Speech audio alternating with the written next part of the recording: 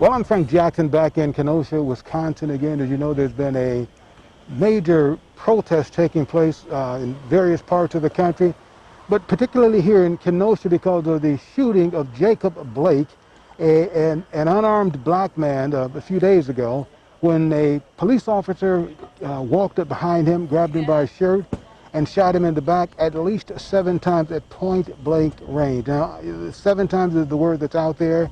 I thought I counted 8 shots, and I don't know when a gun is almost pressed against the man's back. I don't know that you could miss. So I thought I counted 8, but that's okay. And so there's been protesting, a lot of chaos because of that. I've been speaking with individuals, groups, protesters, and militant individuals as well, who say that they are going to be out here until they believe that they have received justice. And so we'll talk a little bit about that. My good friend Wayne Schneider is here with me today, and Wayne's a part of our team. And Wayne, you have, first of all, it's interesting to note that this whole thing started, the worldwide protest started about 3 months ago. I'm going to say 3 months ago, 2 days to the date, when George Floyd was killed in Minnesota. And from that time to now, you would think the madness would have stopped, but it's continuing on. As a matter of fact, you would think officers would no longer be involved in civilian deaths, officer involved deaths, but the madness continues. What do you say about all of this? It's crazy. I mean, police go out and they just think that they can just handle the citizens any way they want because they know they have immunity. We need to do something with our laws and change the way police officers think that they are above the law. You can't go out just because you have a gun and a badge. You think you can go and take someone's life and not be held accountable for it. It's uncalled for. Most people, if you treat them with dignity and respect, they will treat you with dignity and respect. Yes. But you go out there and you think you can just, treat people any kind of way, and they're not human. They have rights. Yes. As well as everyone else has rights. Yes. And they shouldn't be abusing them. Now, I'm out here in Kenosha, coming from Richmond, Virginia, where I do a lot of activists and lobbyists there. You're a lobbyist. You're a licensed certified lobbyist. Yes. Yes. And when George Floyd stuff went on, they protested in our city, and Richmond, is the capital of the Confederacy. Yes. They came in, and the mayor removed all the statues, and there was riots going on in our city, and but it was some peaceful riots. Now, did the mayor say why the statues were being removed? He was removing them because it was an actual threat, or it was a federal. It was a state emergency. Mm-hmm. Is the reason that he removed the statues, because people were demanding that they remove them. And a lot of people thought that those statues were a monument to racism. That's correct. Yeah. That's now, correct. What did they do with the statues? Well, right now they're sitting on a shipping dock down at the in Richmond, down at the shipping dock, holding area. Do you have any idea what the plans are for those statues? Well, they are going to. I read in the newspaper that the Valentine Museum, wants the J.B. Stewart, and I also there's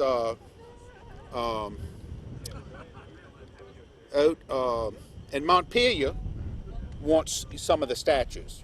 So they will be split up. Yes, they will be split up and put in other areas, of the state.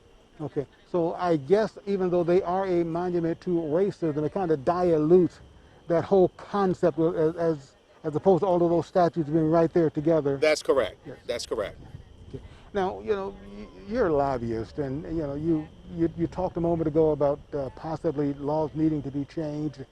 And one of the things that I've talked about for so many years is that there are people who are constantly saying police need to be retrained. I don't think it's about training. I think you hit the nail on the head. I think it's about passing laws, even laws that say if a police officer does what we've seen over the last several weeks, last few years if you really think about it, last 400 years if we go far enough back. That's correct. Something needs to be done about what they're doing. But here's the other thing. I've maintained for years that the officers, Wayne, who stand around and watch, unless they're held accountable too, it will continue. That's correct. I mean, you got officers standing around, and that specifically George Floyd.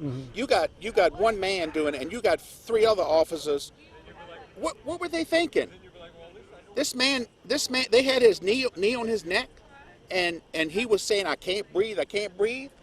I mean, looked like to me something in their brain would have clicked, or their training, so-called, Yes, yes. is what they claim they have. Yes, yes.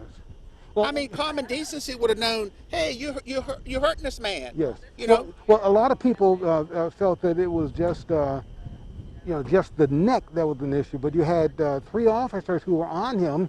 One was on his legs, kneeling on his legs. Right. The other was kneeling on his torso. Right. When he says, "I can't breathe," that has a lot to do with it as well. That's correct. And then there was one who was kneeling on his neck. That's right. And so when you have, and I believe that was Eric Chavez, who was Well, I mean, Derek I don't know Chavez. what kind of weight the guy had, or the police officer, but I would say at least 200 pounds. I mean, just. Well, just would you think, add all of the weight together, though? Just think if you had 200 pounds sitting on your neck, you wouldn't be able to breathe. Well, on the neck, but Yeah. if you add all of the Yeah, weight that's together true. of 3 officers, That's true. that's a lot of weight on anybody. That's correct. Yeah. A lot of people don't realize that when those deaths took place when the Titanic sank, the majority of those people did not drown. You had 1,500 people plus who died. A lot of those bodies were found floating in the water, but most of them had no water in their lungs. What happened is they were no longer able to push the ocean back. As you inhale, the ocean comes in. Right. You exhale, you push it back, and or vice versa. But they couldn't push it back any longer because their system was exhausted. And I think that's what happened to George Floyd. I think he was able to hang on for a little while, but after a while, when you got someone on your torso and someone on your neck, Weight, yes. yeah, that kind of weight, I think Right, he right. could no longer push back. Yeah. But it starts in all these state houses. They need to go in and make major changes to laws, because all these laws that's on the books, we need to get rid of immunity on these police officers. They should be held accountable. And I'm assuming and then if they know that they're held accountable, then they wouldn't be going out here pulling guns on people. You know, and I'm not saying that every police officer is bad. I'm saying across the board, if each state would take up a measure to start changing some of these laws, and then some of these police officers wouldn't be doing these kinds of things. I think I'm hearing you say, not just those who are kneeling on the neck or pulling the trigger, but those who stand around and watch as well. That's correct. Okay. That's correct. Well, that's correct. This protest is taking place here in Wisconsin, and I think what may have happened here is that there was a forecast of heavy rain and winds. I think they said the winds would be 89 miles an hour. Right. And I think that frightened people off the streets. The rain, the wind. It was supposed to be a tornado-like, Well, it was storm. coming up. It was coming up Louisiana and coming this way, but I think it was going more to my area, which is in, coming through Kentucky, over through Virginia, and then on out. Now you just landed. You're not too long coming in Right. from the airport. So did you go through any storms? Nope, didn't go through any storm coming here from Richmond. No. Okay. All right. Well, so what do you hope that will come out of this chaos here in Kenosha, Wisconsin? Well, I think the chaos. I think it will start waking some people up, and for the people, especially of us coming out, talking and us seeing what we can do to help. We'll, we're the voices for the voiceless, and talk for the people who can't talk, and try to step up and see what we can do to help out. But I think when you protest, you like John Lewis would say, get into some good trouble. Yes. And I think that it just if you have something that's not right, you need to say something. Yes. and you need to do something. And I say that it's on all of us to do something. So I think that we need to, you know, people who are protesting, they should certainly protest in, you know, in a peaceful way, and not riots. Riots. No, That's correct. And looting and so. That's correct. Now, Wayne, this is a very different night. I don't know. Are you able to see whether or not police are still down there? I guess No, they look like the police have gone off. They had, you know, they had shields and everything, Yes. but it looks like they've gone in for the night. Maybe a few behind those trees. It's hard to tell. But this building was really an issue when they tried to take these fences down the other night. These fences are put here just to protect the building because they've been trying to destroy public property. And they've been put there just to protect the building. In fact, right here where all of these concrete barriers are, the other night there were trucks here, and on the other side there were trucks and all kinds of public equipment. And all of that's been moved, and now we have these barriers here. And I guess one of the things people were doing, they were using the trucks and the equipment and bulldozer type equipment, climbing up on top of it, and it gave them a good vantage point for throwing objects at the police Right. who were all over the streets here. Well, I know in Richmond, downtown in Richmond, in Virginia, Yes. they still have the dump trucks and everything still around the police department. Yeah. They still have some of the areas still boarded up. Well, no, But, the police trucks that were here, Right. they destroyed, the dump trucks that were here, they destroyed them, they set them afire. Oh. And the steel, the metal even melted. The fires were so hot until it melted major parts of the vehicles. Well, they talking about protecting this building. These buildings are only good for the people that's in them. And maybe they need to vote some of the changes, because if a person don't want to change, then what you need to do is change the vote. Yes, yes. And get some people in here who you know, want to make, you know, positive changes. Now, Wayne, a couple nights ago, when there are a lot of things going on here, our cameraman got hit with a direct shot, a direct blast of tear gas, and he was hurt. But a lot of people were hurt that night. But on that same night, there were three people shot and 2 people killed. Now, one of the biggest problems is that there's so many people that come to these protests carrying assault weapons, carrying automatic weapons, carrying... Yeah, that's not a place for them to bring that kind of stuff. You don't need to be bringing assault weapons to a peaceful protest.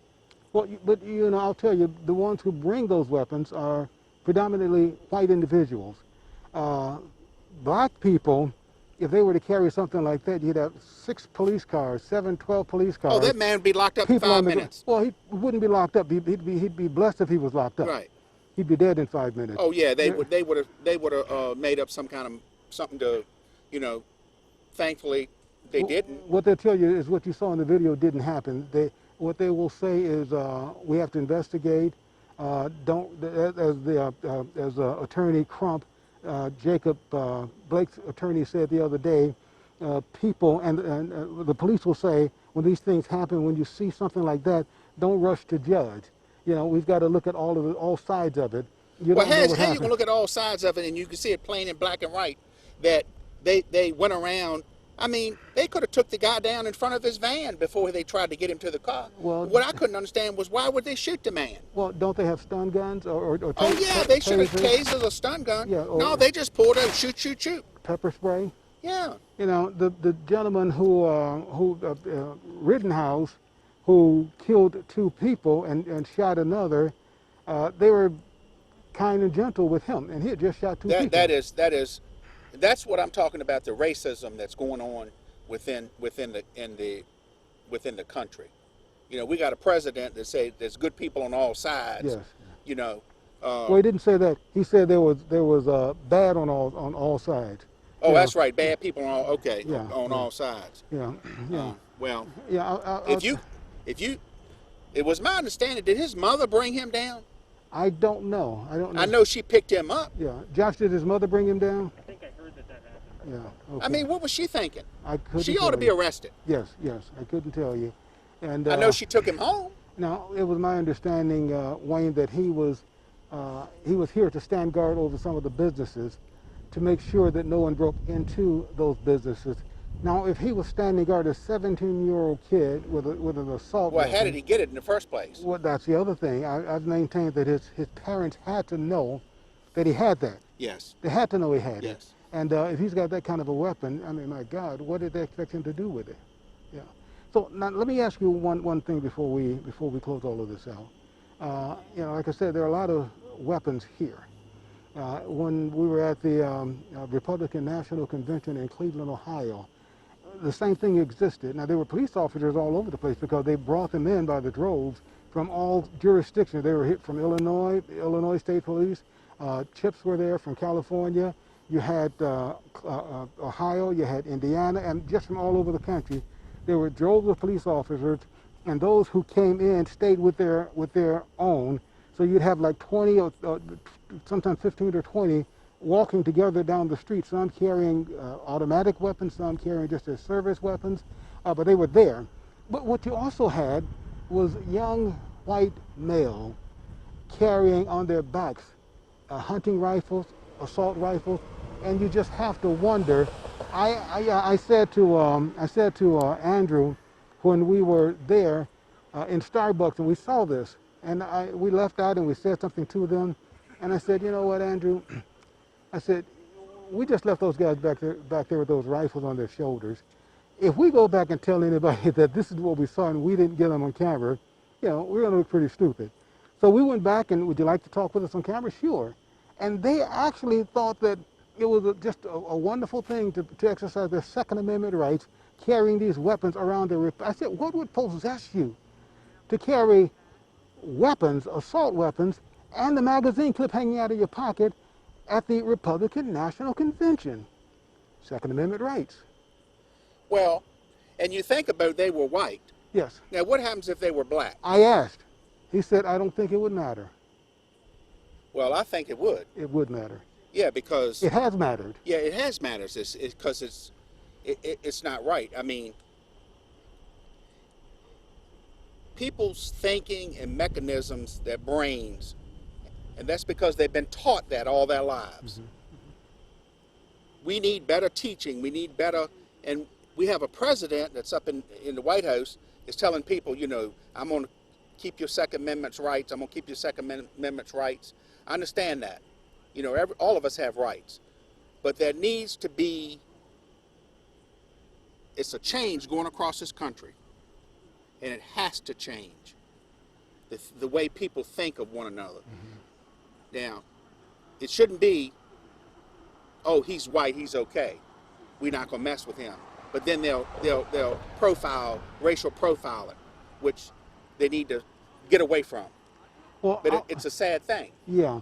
I'll tell you, if you were stopped tonight and I was stopped, it would be very different. Let's say you were driving your car. You get pulled over, you step out of the car, it's not a big deal.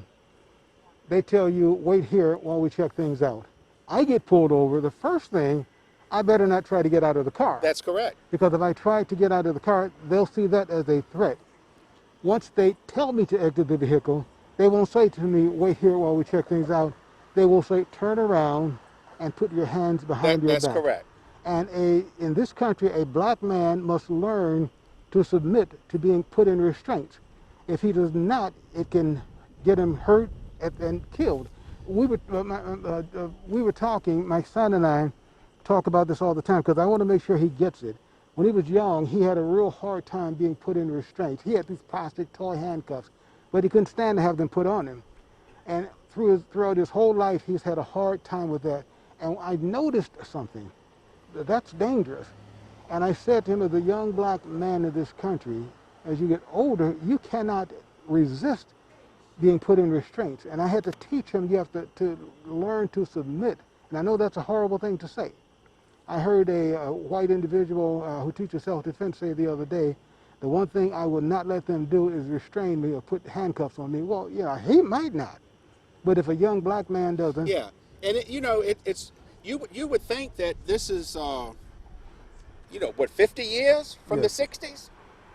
You know, I was born in the 60s, but you would think that in 60 years we've come a long way, but it looked like we're right back where we started. Yes, yes. You know, I said to my son, I said, you can't even flinch. In other words, if they're putting those cuffs on a black male, if he flinches, they will consider that resisting arrest. That's correct. Now, here's how the threat escalates. They think he's resisting arrest because he flinched. So now all forces go on him. So they're restraining his arms, and they're trying to take him to the ground face down, but his arms are held usually behind him Right. or alongside of him. When you fall, human nature says brace your fall, but not with your face. And this is why if you ever see a black man on the ground like that, you'll always see blood around his head. And the reason for it is because he landed on his head with about 2 or 4 or sometimes 500 or 600 pounds on his back. They slam his face to the ground. His face is bleeding. Sometimes teeth are knocked out, and they're saying he's resisting. Now they're beating him. And as they're beating him, they're saying, put your hands behind your back, and reflexes are saying, cover your face, because they're sometimes kicking him in the face or Right. punching nonstop. It's not like it's not like they say, put your hands behind your back, and you don't do it, and then they beat. Then they say, okay, now it's not like they give you a chance to do it. It's put your hands behind, stomping, put your That's hands right. behind. That's Well, right. your reflexes are kicking in. They call that resisting.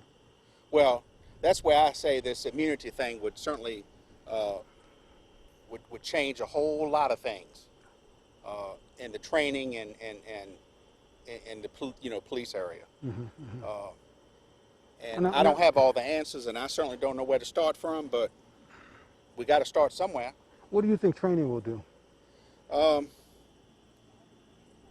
Well, I mean, it would be if they want to do that, it would be a first step. But training and also, change the laws. See, that's what you said earlier, and that's when I thought you hit the nail on the head. Right. When you said change the laws, because sometimes you can't train hate out of a person. No, you cannot. Yeah, but you can change the laws. You can lock them up. That's correct. And that's a very different story. Right. And once the officers who stood around got in trouble too, once they were facing time as well, doing time as well, all of a sudden officers around the country are concerned about whether or not, if they just stand back and watch it happen, whether or not they'll be taken away from their families. That's correct. Yeah. So I think you're right about the laws. Yeah, it's got to happen. Yeah. Wayne Schneider from Virginia is here with us today. Wayne's part of our team. We've worked together down through the years, and I'm just thrilled. I'm very delighted that you've flown in to be with us. I'm so happy that Wayne is here, and I think he's going to really help out a lot during this process. He's here to work with us, to help us, and to just make things come together. We've done this all over the country. When we've done protests, we've been in protests, Yeah. we've done news reporting. Well, thankfully, I work for Nexus Services, and I'm Director of Government Affairs. Yes. And they, they're staunch when it comes to civil rights. And Mike Donovan, the CEO of the company, he's wrote a book. He's on Twitter a lot. Not Free America. Yes. And he just published a book. Okay. And so, so we go everywhere we can to try to help out. We've been talking about it since we've been here in Kenosha, but Armed and Nexus have teamed up. Thanks to Mike Donovan having a major part in making that come together, have teamed up to offer scholarship funds to the Blake kids, to Jacob Blake's kids. Right, right. And so we're happy about that too. And so, and I believe Mike is coming in sometime over the next few days. Yeah, he'll be here next week. Yeah, I think we'll have a great time. All of us, the whole team back together. That's right. Thanks so much, Wayne. Are you very welcome. Live from Kenosha, Wisconsin, at what used to be a riot site.